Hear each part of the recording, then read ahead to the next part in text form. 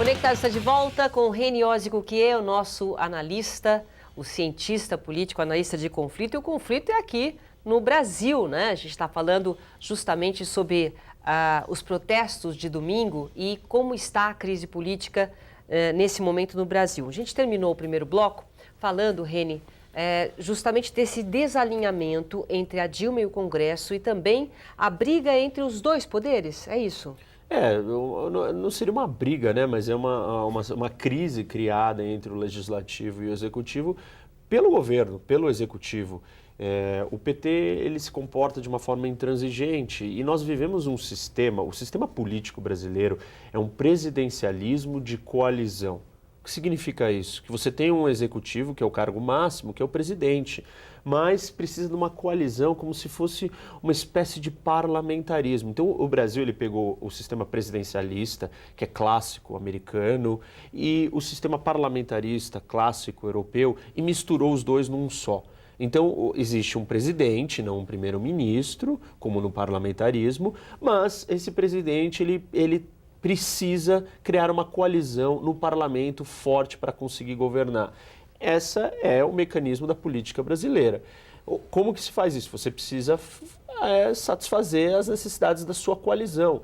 O PT exige e demanda cargos, posições, ele não quer dividir isso com a sua base. E dentro da base está o PMDB.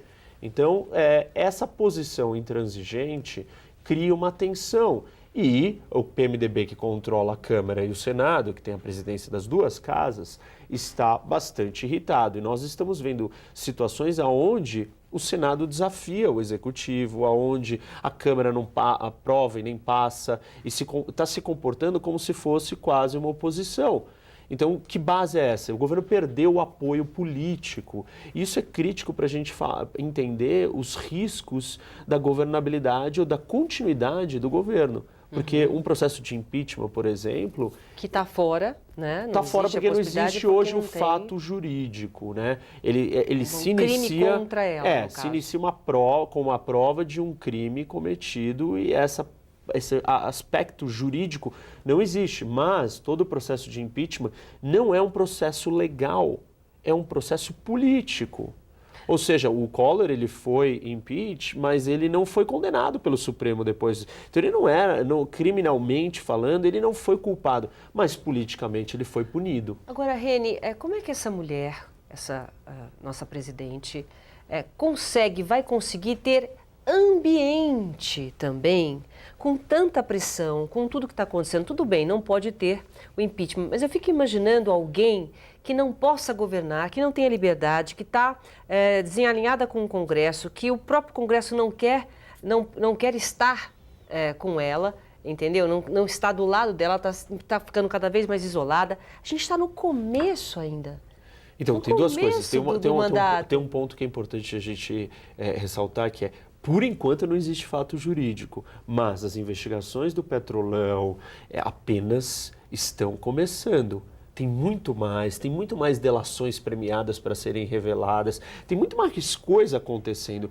Então, a ideia de que não existe, hoje, no dia de hoje, não existe condições para o impeachment. Mas da forma como as coisas estão se conduzindo, é impossível dizer se daqui 3, 6 meses não vai existir essa condição. Então esse é um primeiro ponto que a gente tem que olhar com ele com mais cautela, porque a gente não sabe como as coisas vão se desenrolar. Agora, o aspecto dela estar tão isolada logo no começo é curioso, porque nas democracias existe sempre um período inicial que é chamado de lua de mel. Então, quando você é eleito, você foi legitimado pelo voto, democraticamente você tem uma garantia que aquela posição é sua. Logo de cara, você então tem um período calmo, é um período de lua de mel.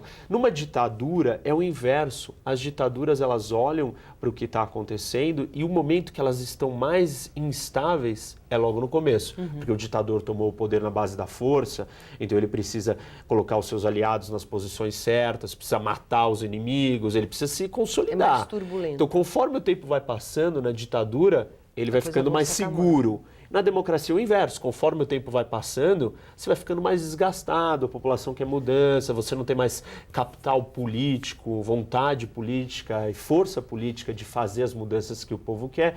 Então, isso vai se transformando.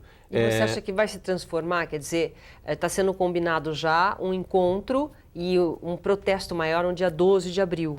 Você acha que, a partir de agora, esse dia 15, esse protesto maravilhoso que a gente viu nas ruas, né, porque é muito bacana a população se manifestar dessa forma, existe uma sabedoria nessa massa popular, isso pode aumentar?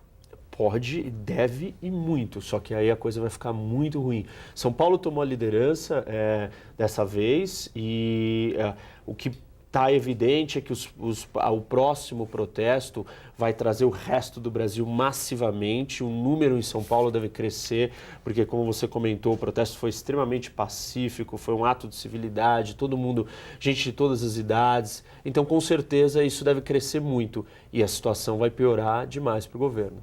Muito bem. Reni, obrigada mais uma vez. A gente tem que discutir muito aqui a nossa situação política, mas a gente está no caminho, né? Obrigado, Silvia. Com certeza estamos. Mas temos que olhar ainda o que vai acontecer. Tá bom.